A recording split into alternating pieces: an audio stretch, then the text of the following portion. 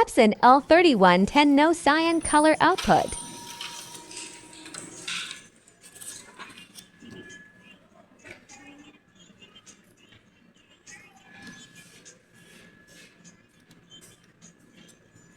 I will swap the yellow damper and the cyan damper to see what happens. This helps me identify the exact problem of the printer. There are 3 possible causes: the print head, the ink, or the pump system. Another possible cause is the damper. It may be clogged, leaking air, or the ink hose could be pinched.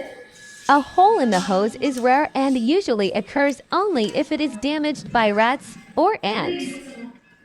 After that, I will pull the ink through the pump system. Switch off the printer first.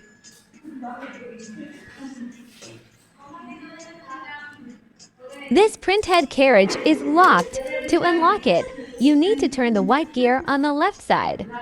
Just watch the video to see how I do it.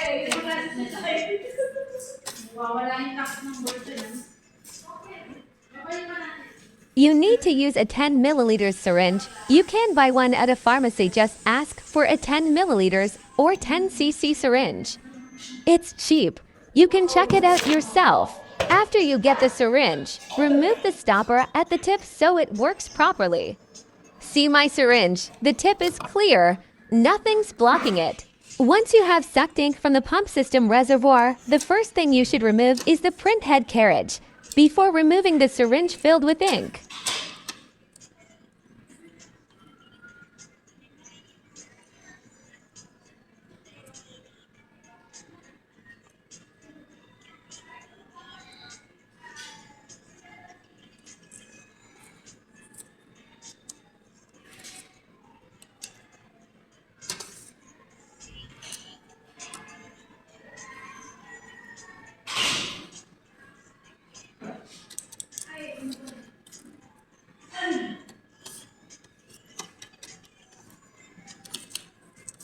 Remove the print head carriage first, before using the syringe, so that the ink doesn't backflow into the printer head and damper.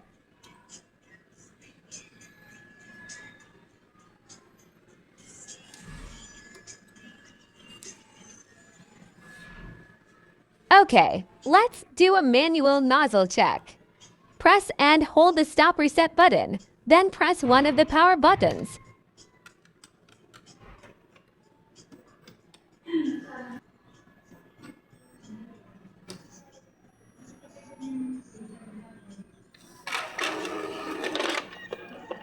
And here I confirmed that there is an ink problem because cyan came out of the magenta nozzle and magenta came out of the cyan nozzle.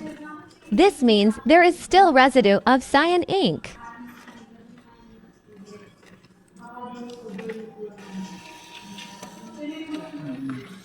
When ink starts to accumulate, sometimes the printout comes out okay, sometimes not.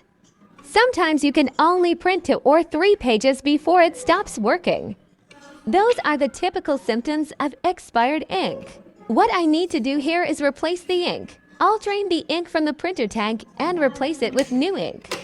That's it for my video, guys. I don't have a phone holder, so it's hard to film while working. Goodbye, guys, and see you next time.